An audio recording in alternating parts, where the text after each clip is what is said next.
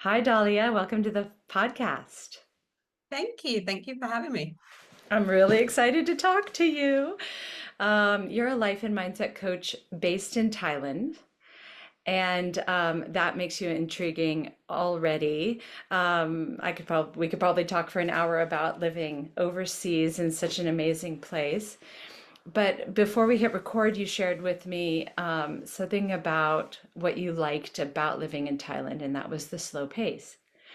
And I'm relating to that in a big way because we are fellow recovering workaholics, doers, achievers, you know, the the the lady that gets out there and gets it done, right? And that is a really hard thing, speaking from personal experience, to deprogram in ourselves.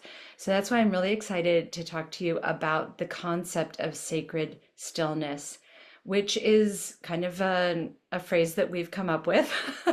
It's not, maybe we're coining something here, maybe we're making this official, but you're a I life love and it. mindset coach and you help people get clarity in their lives. And so I'm wondering if you could start off talking about um, how stillness aids clarity. Like, what does this mean in your work? I love this question and I love how you coined the concept because I think it's something that needs to be taught in school from an early age and not when you get to 20, 30 years old and you discover you need to actually slow down. Um, what does it mean in my work? I'm a big believer that sometimes we need to learn how to slow down in order to speed up. Hmm. And one of the first things that I actually help people with in what I do is to gain clarity on what they want. And I think it's really, really hard to gain clarity or even be clear on what you want when there's so much outside noise around. There's listening to everyone's opinions. There's a lot of following the herd, following the crowd. And it's like you don't even know how to get that clarity and to tap into what you want if there is so much noise. And I think sacred stillness, or what I would say, intentionally being present to tap into that little voice within your soul, that's how you gain clarity on what you want. And my clients have experienced it. I've experienced it in my own life. Like I remember doing a silent meditation retreat for 10 days where it was like zero phones, not talking to anyone, silence for 10 days. And I can't even tell you how much clarity I gained out of that from being disconnected from the outside world. And as incredible as that was, and I would definitely do it again, if you're listening and you're like, I can't take 10 days out of my day, there's still out of life, there's still so many things that you can intentionally do throughout your day that will allow you to tap into that. Um, so yeah, there's a Yeah, lot. that's amazing. 10 days. What an adventure. What's so Wow, it was interesting, so transformative. I bet it was. I would love to do something like that because I'm a bit of an extremist as a Scorpio and a doer and like a Love it. lover of life. I like taking big bites out of things, so I'd love to do that sometime. What I love about this is that, well, it's very counterculture to embrace stillness. We are really conditioned, not just as Americans, but which you are not, you're not an American, but just like culturally worldwide, this very corporate and fast-paced kind of, it's never enough, it's never fast enough. And once we arrive there, that is not going to be enough either. We have to keep pushing, pushing, pushing. And what I found in the deprogramming of how fast I thought I had to do things is that I was really getting myself into trouble all the time. I would see something, like it, and start acting on it before actually pausing to think, is this a fit for me? Is this even something I want? Can you talk about how we get ourselves in trouble by moving too quickly? Wow. Oh my goodness. First of all, I think it's so interesting. I think we need to start even by redefining like productivity, because I think it's really easy to feel guilty and to feel bad or to feel that you're not doing enough. And I think there's a big difference between doing and being. And Yeah. I say this all the time, we are human doings. We are human, don't say human doings. We're human beings, not human doings. That was the point I wanted to get across. And I think sometimes, like, especially in the Western society, like we're not taught to slow down. And when I say slow down, it's not about slowing down and like not doing anything. It's about intentionally connecting back and being present and incorporating rest and reflection as part of life. Because the truth is, we grow from reflecting. Like there's so much growth, there's so many lessons in that. if you don't stop and slow down and ask yourself, like, wait, what was working, or what do I want to do better moving forward, then how you're just going to be doing the same thing again and again and just not being efficient and effective from that place, where you could actually just slow down, actually reflect and refine moving forward and shift things from there. I'm not sure if that answered the question, but that was No, I love that perspective. It's interesting because we're not going back to what you said about how we're not taught this. It's so yeah. interesting because so we don't even know what to expect when we get still and quiet. Like we're not even sure what happens in there. And I think there's a big fear around things like meditation because it's like, have you seen the inside of my head? I can't sit and calm my mind. And I really have redefined what I think about meditation and getting still is that my goal isn't necessarily to have a blank mind, although that is theoretically the ultimate goal. But really, it's like getting to know what is happening in my brain. What are the thoughts? Where are they coming from? And then also, yes, trying to still those thoughts and that racing mind or that doubtful mind. But then the question is, what comes next? And it's really easy to imagine that we don't have a voice inside of us that knows and can speak to us. But I know you know that there is, right? Yeah, and I think it takes time to reconnect back to that. I think it's really important if you're just starting with meditation or you're just starting with that concept of being still, to come without expectations and without judgment. Because if you're expecting to close your eyes and to meditate for the first time and to I've literally spoken to people and they're like, I don't know how to meditate, it doesn't work. But the point isn't to sit for the first time and to find silence. It's something that comes and that you cultivate essentially and that you work through over time.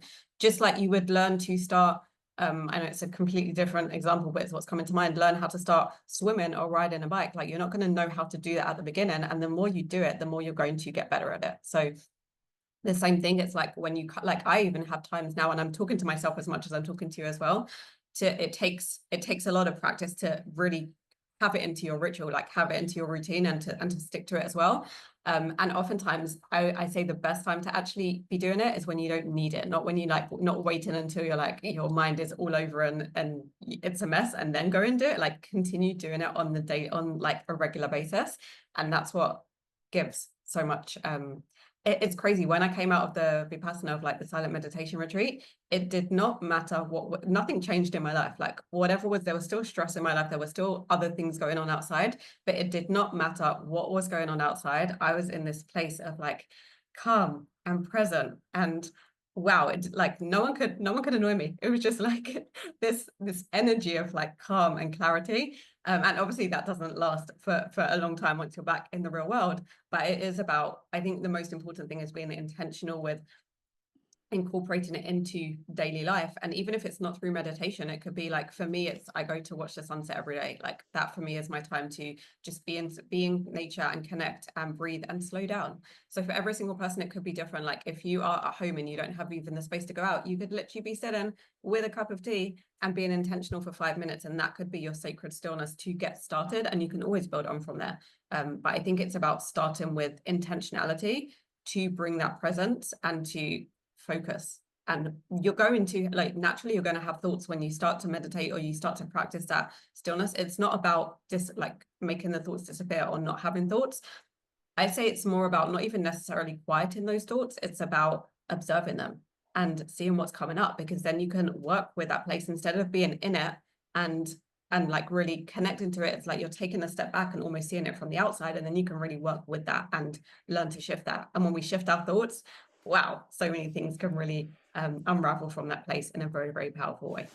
Absolutely. I love that so much. The like being the observer um, implies that we're not judging ourselves from that place, but that we're actually just watching.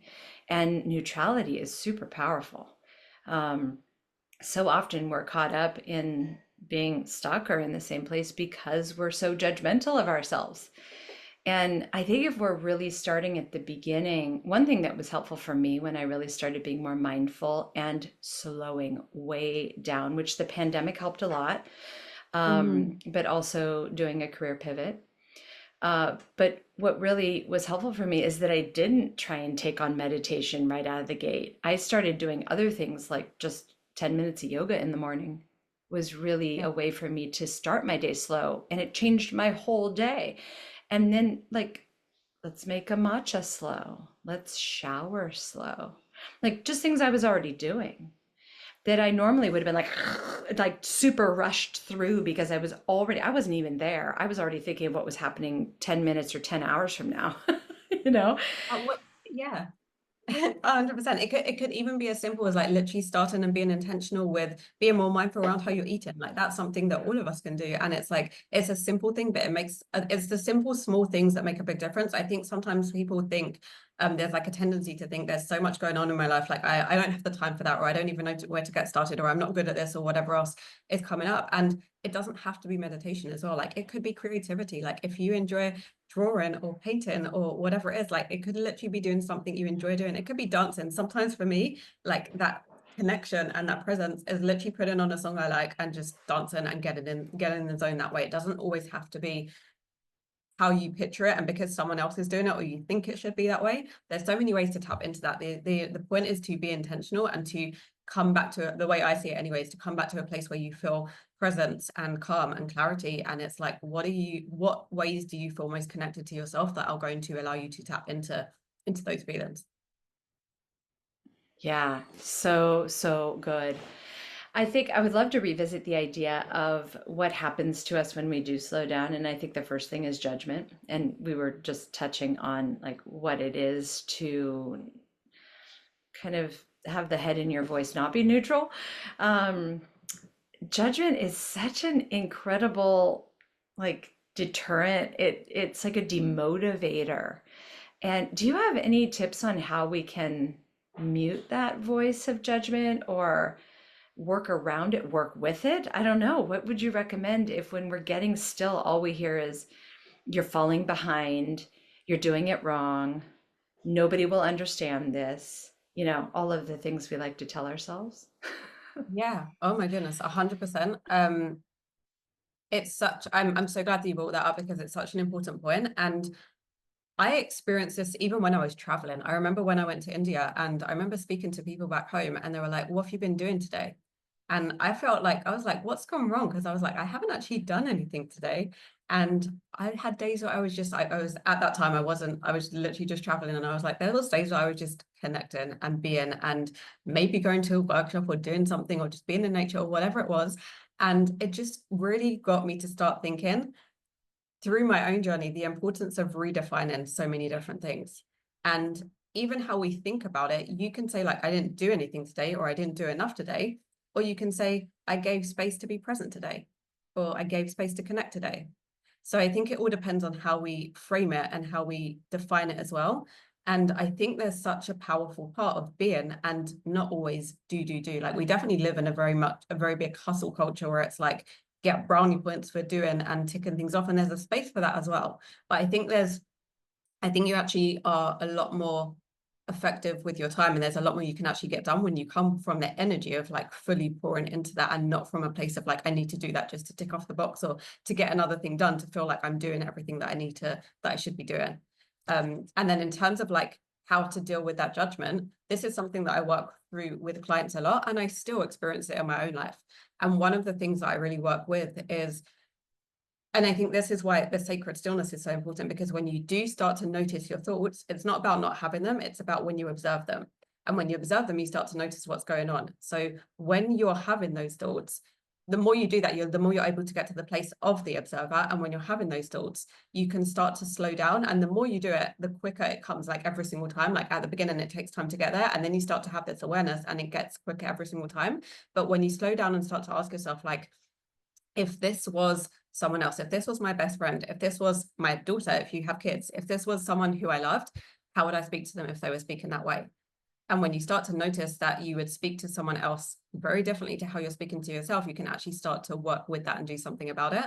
And I literally just had this, I think like literally last week, I'm done, made the silly mistake with something I was doing at work. And I literally automatic reaction was like, you're so stupid. Why did you do that? And like going into that spiral. And it took me a second. And then I was like, no, like, let's zoom out of that. Like, what am I learning? What can I learn from this? I can't change. I can't take the time back, but I can always learn and shift and grow from there moving forward. But to really calm down that voice, I think it takes a lot of intentionality and practice and get into the place where you are asking yourself, like, okay, if this was someone else, how how would I speak to myself right now? How would I speak to them? And like, if you're not speaking to someone else as you would speak to yourself, that's a sign that like, let's start working through that step by step and being more kind to starting by being more kind to ourselves and working from there. Yes, kindness and so much grace for ourselves. We really have a hard time with that, don't we? We haven't really been taught these things. That it's okay to slow down, it's okay to pause. And what I love about this is that you touched on at the beginning. Um, there is a magic that happens, and I know I've experienced this in my own life. There's a magic that happens when we allow ourselves to get quiet or still or listen long enough without judgment. And before we get quiet, when we do things, a lot of times we can do them for the sake of doing them. They may not be in alignment. Like I shared, sometimes I'm often running on something that I don't even really want to do, right? I didn't think before I acted. But there's a magic that happens when you think and you sit and you get into alignment with what you want or what you're intending to do. And it actually creates more productivity. This sounds so counterintuitive. I would love for you to talk us through how do you get more productive by getting slower and more intentional? But how's that work? Oh, wow. Yeah, it's so true. It's so counterintuitive. Everything flows when you're in alignment. I'll start with that. Like if things are feel if it feels like everything's happening to you and things are not flowing, it could be that things are also not in alignment. Like I think when we operate out of alignment, things don't flow. And it's not that when you're in alignment, life doesn't happen and there's not challenges and there's not things that are happening.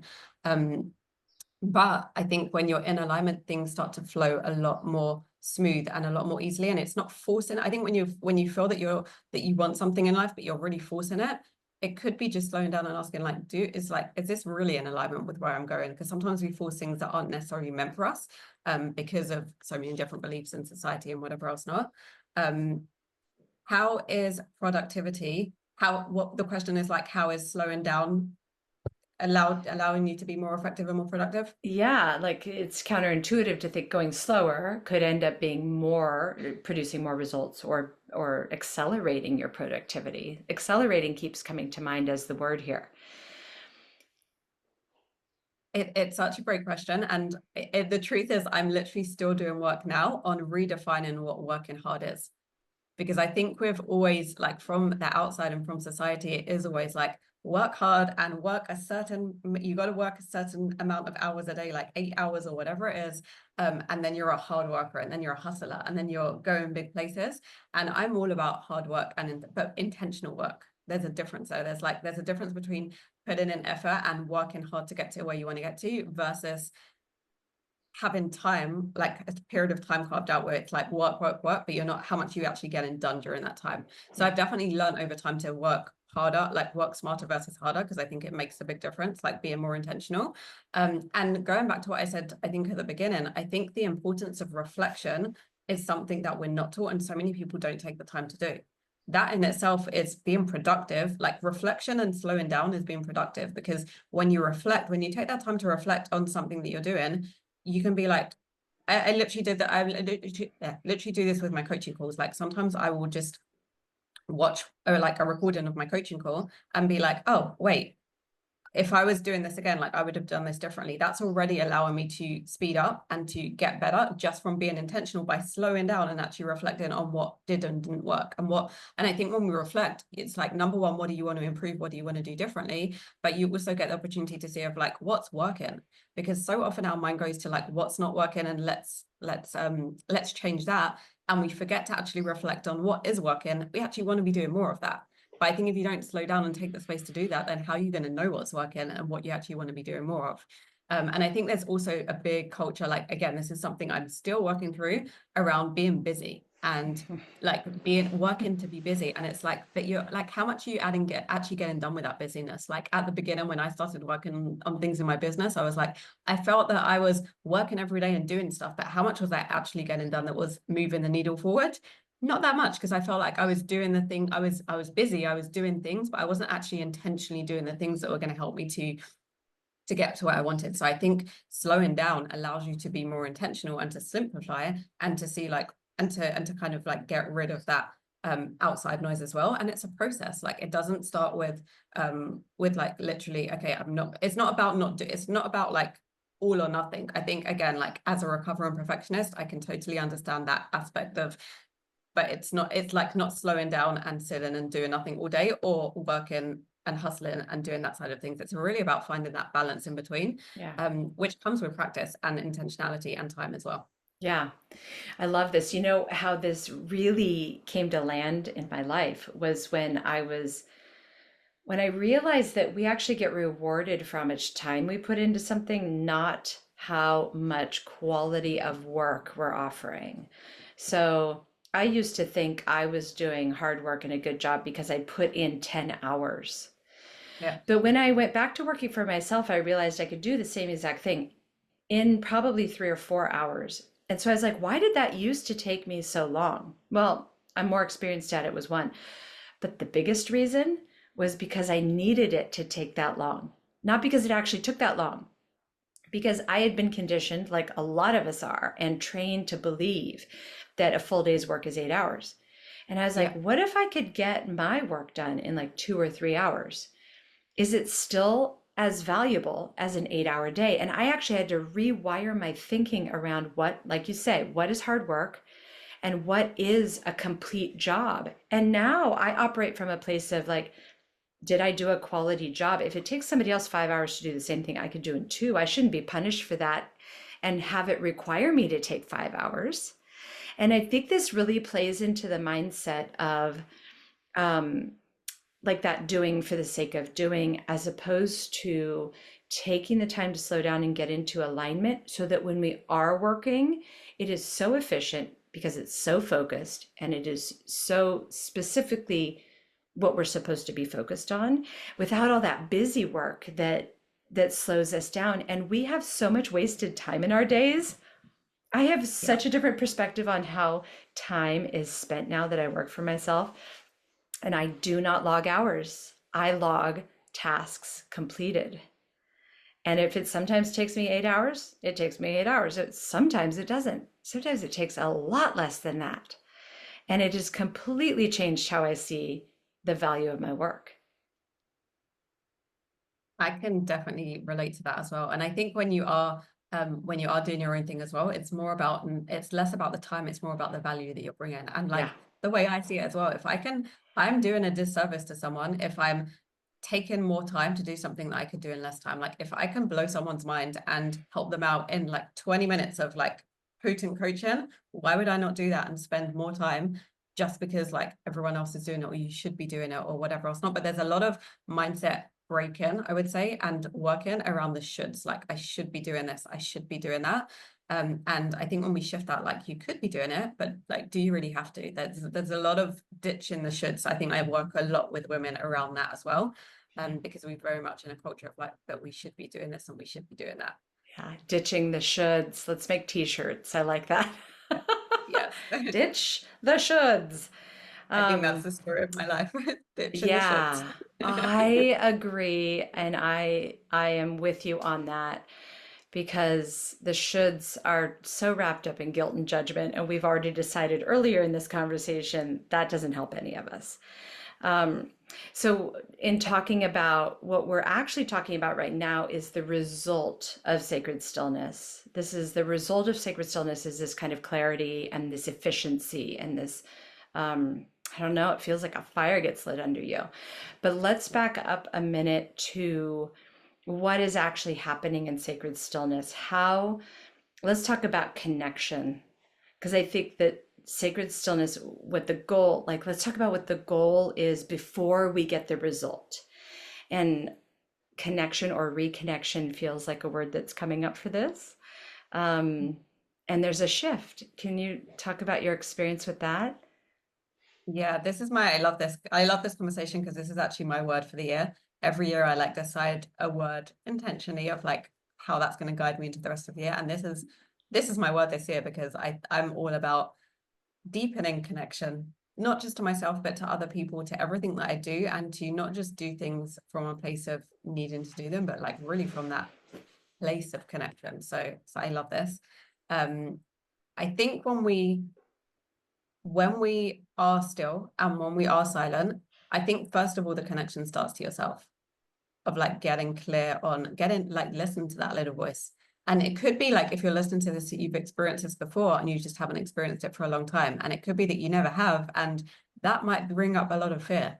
And and it's scary as well. Like, especially if you are always, I say if you're always surrounded by people, if you're never used to being alone, if you're never used to having that space, like that can bring up a lot of different emotions. And learning to hold space for those emotions, I think, is really, really powerful and important. I think actually the connection piece, I would say, starts with learning to enjoy being in your own space, which again, I think isn't something that we're necessarily taught. And I think this shifted a lot for me. Like I am very much someone now, like I cannot be around people all the time. Like I recharge from being in my own company and I enjoy my own company as well. And it's interesting because I don't like I'm the people I surround myself with are in a very similar place. But I know there's also people in the world who are not in that place and are always like looking to be surrounded by people. And I think if you're at the beginning of the journey, the first thing is to just start by being in your own company and doing something with yourself and seeing like, you know, what's coming up there. Because how often, even if you do have time alone, do you then like just revert to being on your phone or doom scrolling or whatever it is? And like, what if you were by yourself without your phone, without anything, and you just had to face what was going on inside your mind? That I know can bring up a lot of things. And at the same time, I say there's so much reward on the other side of that, because the other side of discomfort, the other side of all of those things is so much growth, is so much connection. And when there's connection, there's presence. There's like, you're not thinking like I think so many of us go day to day and it's like how many moments of the day were we really genuinely present and not thinking about everything that happened yesterday or in the past, or not thinking about what's going to happen in the next 5 hours or next hour or after dinner or next whatever else not. And it's like when you cultivate that sense of connection, you get to be present, like literally just here in this moment. And there's so much magic and beauty and power in that. And like I'm on a mission for everyone to experience that, even if it's like small moments of the day. It makes a big difference. And so much comes out of that, whether it is clarity, whether it is creativity, whether it's confidence, whether it's feeling alive. I'm like, how many of us are living day to day and we don't have those moments when we feel truly alive? Like this is what life is about, like having those moments where you truly feel alive, like deep in your soul and in your body and in your mind. And like it's just like that sense of whew, it's hard to explain. It's a feeling more than having something. And the more you tap into these things, the more you get to experience that. You're just like out one day and you're like, oh, I feel so alive right now, like this feels so good. Yeah. So yeah. Yeah. I know that feeling, and it's like it's like you're like completely relaxed. It's really hard to describe because it's actually an internal sensation that then you experience in your body, right? Of course. Um, what's interesting about what I've been learning about being fully present came from learning about the origins of anxiety and depression. And obviously, there are so many factors that can go into something causing anxiety or something causing depression, and grief can play into that. Life circumstances can play into that. But in kind of an average healthy human that is experiencing low grade anxiety or low grade depression, the antidote for that, the cure, is not a pill. It is actually being present, because anxiety is fear or anticipation of the future, and depression is regret or grief from the past. And so, if we are not ruminating on the past and we're not worrying about the future, where are we? We're here, we're present, which is like 100%. the ultimate cure for, and I'm not saying that, I'm not a doctor and I'm not saying that pharmaceuticals are bad or anything like that, because there's so many different scenarios where those kinds of things may be in play. But if we're just trying to elevate our experience, but we keep running into these intrusive thoughts about our past or our future, it's an interesting exercise to literally try to be present. And being present is like tuning into our senses. That's the fastest way for me to get present. It's breathing and tuning into our senses. And there's actually an exercise that I put in one of the issues of the magazine that was about the 5 4 3 2 1 method, like 5 things you hear, 4 things you see, 3 things you Love smell, it. that whole thing. It's such a powerful exercise. 100%. Do you use Because you're things so like focused that? on that, you can't do anything else. Yeah, yeah. 100%. I love that you brought that up because yeah, when you shift, like what you focus on is really, really powerful. Yeah. So when you do shift your focus to those things, it makes a big difference as well. I would say two things that are coming to mind, just building on from what you said, which is really powerful, is number one, being in gratitude. For me, that really helps to be present and to again shift the focus. But it's like again, I want to just take a moment to pause for a second, quote unquote, because I think oftentimes when people think of stillness or silence, they think they just need to sit cross-legged and be in meditation. And you don't always need to be in that space in order to get silence. And I think it's really important to just speak about that for a second, because you could be outside on a walk in nature and you could be so present and you could be tapping into that sacred stillness without even meditating. You could be sitting at home and either journaling or saying out loud or even thinking in your head, like, looking around like, what do I have in my life now? Like, I'm so grateful. Like, you could be so grateful for so many things. And when you tap into that energy, like you can practice that stillness and that silence and that connection without even doing meditation, and even building on from that. Like, something that I think is so powerful in order to get to the place of stillness is actually movement. Because when you do movement and when you work out or when you do exercise that works for you, you move through your emotions. The reason that a lot of the times like that anxiety and like all of the things stays in our body is because it's literally like stuck in our body and we don't move. And when we move, like one of the biggest things that like I know that people recommend for depression as well, like beyond obviously the pharmaceutical side of things, is literally getting in movement and getting in Yeah. exercise, because it literally helps the energy to flow and that energy to move in the body. And I think if you are in a place like now where you're experiencing anxiety or you're experiencing like a lot of different emotions in the body, get in movement. It helps to move, and then you can find more silence from that place. Then you can tap into the meditation or whatever it is you want to be doing. But sometimes it's really hard to be in a place where it's like, there's so much going on in my head right now, and like to sit down and to be still and to be silent, like that's not feasible right now. That doesn't feel good. So get in the movement first and then go back to that, and you're already going to be in a very different energy from that place. So I think it's just important to share that there's a lot of stillness and silence you could actually get through doing movement as well. I totally agree. Walking was a really powerful place for me when I was first starting the deeper healing journey for myself, because I was such a doer that I was like, how do I sit still? Sitting still sounded like death to me. It just sounded like the most miserable thing I could choose. So walking became my doing. So did baking bread. There was so much intention, there was so much engagement from just being in motion. And I would say that I was in what you'd call a walking meditation, especially if I wasn't listening to anything. In the very beginning, I would listen to books on tape just to occupy my mind, because I needed my mind to be a friendly space. And if I left it to its own devices, it was not that. But if I was occupying it with positive things or with mindset kind of content, then I was feeling myself get into alignment. And so I was on these walking meditations. Otherwise, I was going to go stir crazy at my house and I was going to start being unkind to people. So I was like, I'm taking myself out on a walk, or I'm going to go make some bread, or I'm going to water the plants. And I actually think that those things have just as much, if not more, value than sitting still, because we're living our presence, we're living our attention, we're living our moment to moment. And this doesn't mean we're disconnected. It actually means we are connected. And it's amazing how much of this we have culturally flipped to be in negativity. In that, if we're Yes. fully present, we're somehow missing out on something. I take total issue with that. If we're fully present, we are missing nothing that is important, right? We're missing I nothing. wholeheartedly agree with you. And I love that you shared that even around like the bacon bread and that side of things. It just got me thinking how like sometimes it really is the small, like intentional things. First of all, the things that you enjoy. But second of all, for me, like I'm one of those weird people I can enjoy washing up. Like if for me, that like just brings me like I'm just like I'm connected in those moments when I'm literally just washing the dishes. Sometimes I put on music, sometimes not. But like for me, that's literally like just being present and being connected in that moment. And I know you might be listening to this and being like, that's weird as hell. But whatever, find the thing that works for you. Like you could literally Yeah. be doing like this, what the things that you're doing anyway, naturally in your day. When you learn to find presence with that and to connect to that and to do it more mindfully, so much can shift from that place of mindfulness. Not even necessarily from the place of silence, but from the place of like being mindful and intentional around what you're doing.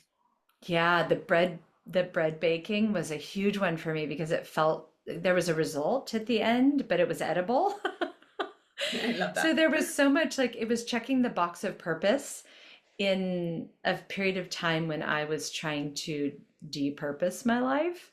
I really was trying to have fewer places that I had established purpose because I was overwhelmed, I was overcommitted, I was overachieving. And so I was like, how can I swap out some of my purpose places with things that have no residual problem for me other than butter on a warm piece of bread, right? I mean, it was like more neutral, but I could check the box of feeling like I had gotten something done, but yet it engaged the family. It was kind of science, right? You have this sourdough starter that's bubbling on your counter. Like it was such a beautiful distraction and focal point for me.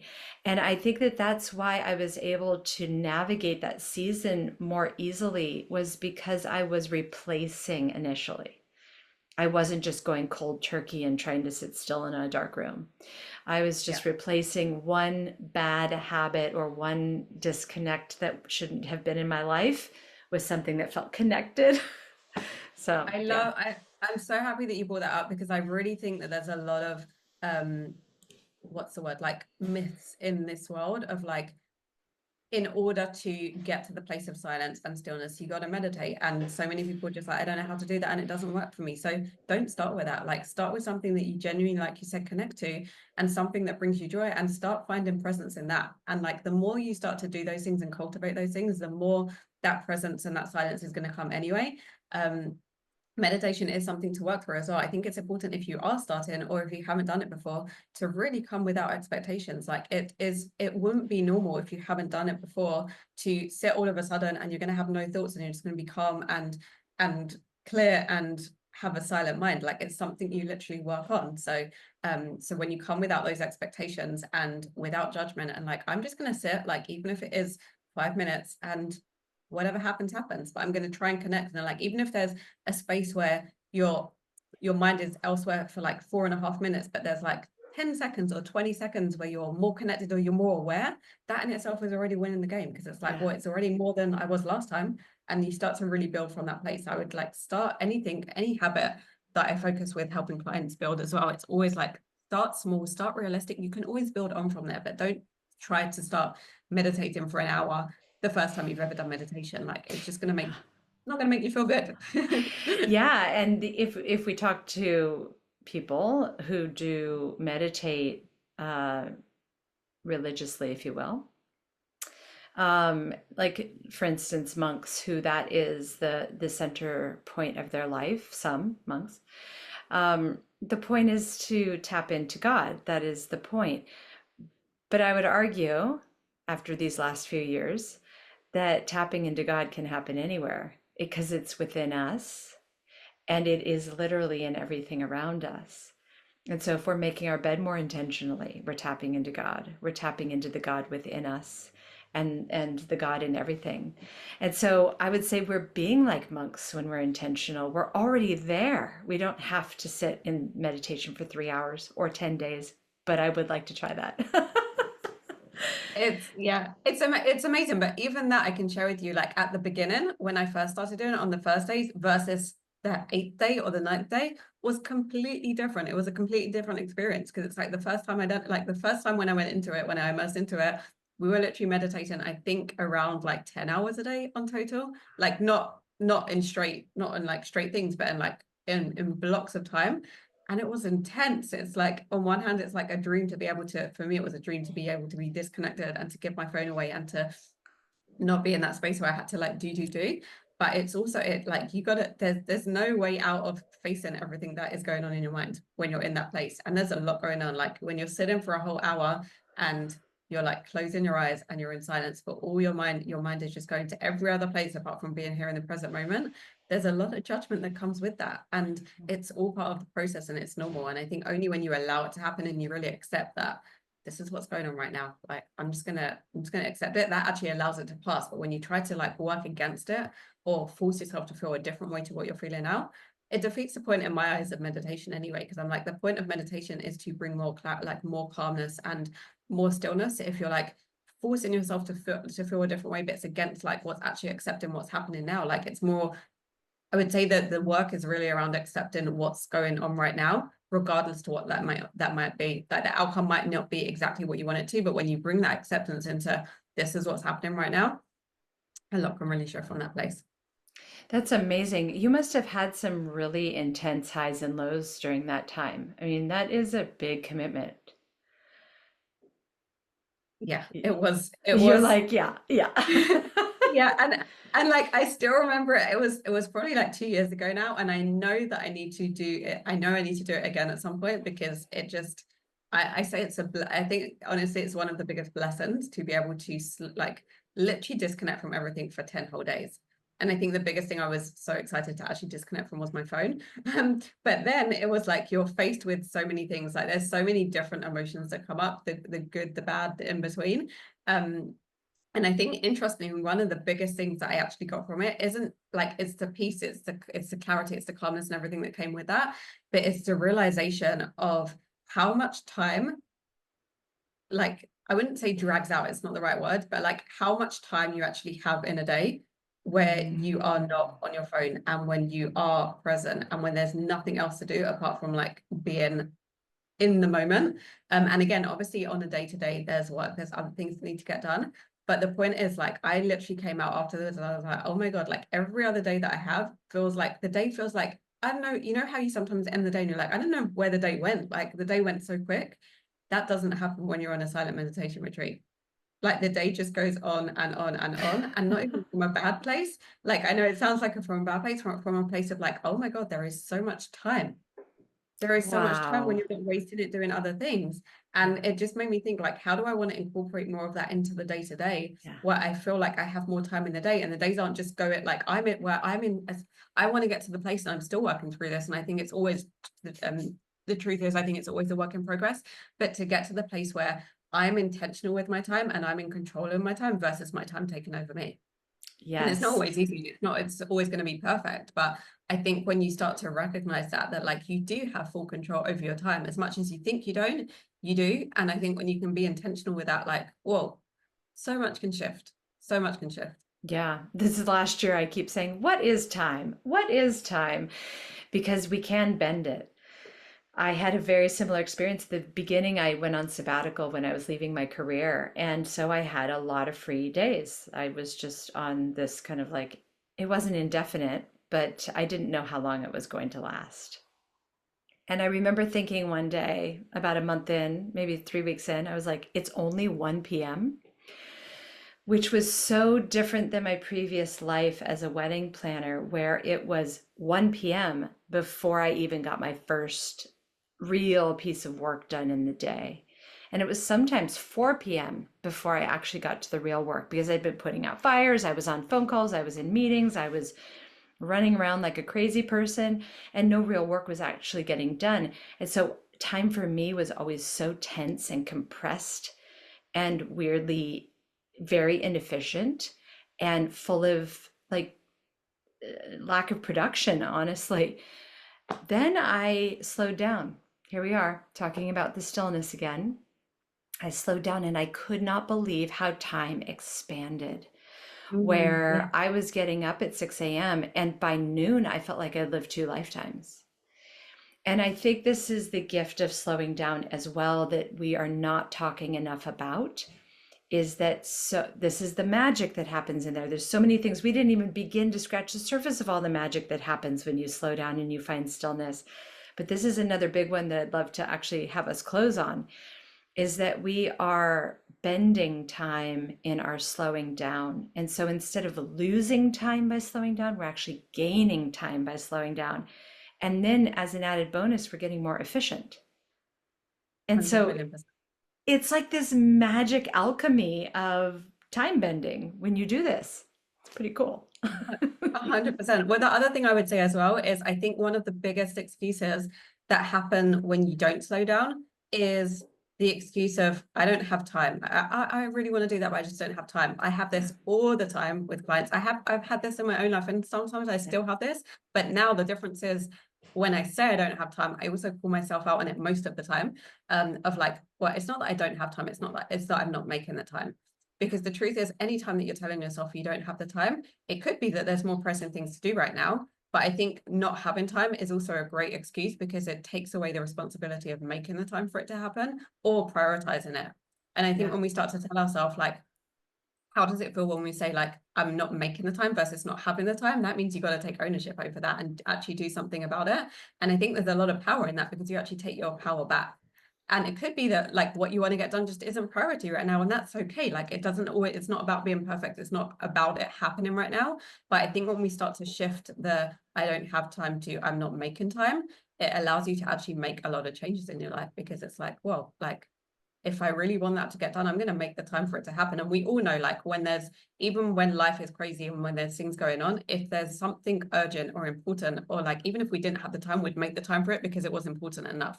So I think when we fall back, like, I think it's really helpful to notice that when we fall back into that place of I don't have time, just to kind of observe that and see what's really going on. Like, is it that I don't have time, or is it that it's just not as important or not priority for me right now, which is fine if it is. But I think just acknowledging from that place that that might be the case allows you to actually make shifts and start being more intentional about how am I spending my time and what do I want to do about this moving forward. Yeah, that's a big one. I'm a mom of three, and people would be like, how are you having time to write a blog when you work full time and you have three kids? And how are you finding time to do a podcast and all these things? And I was like, well, I don't watch TV at night. When the kids go down, I go in and that's me time and I write. I don't I don't scroll on my phone for hours on end. I will scroll and I will go through periods of scrolling, like 2 or 3 days where I'm like almost obsessive about it weirdly.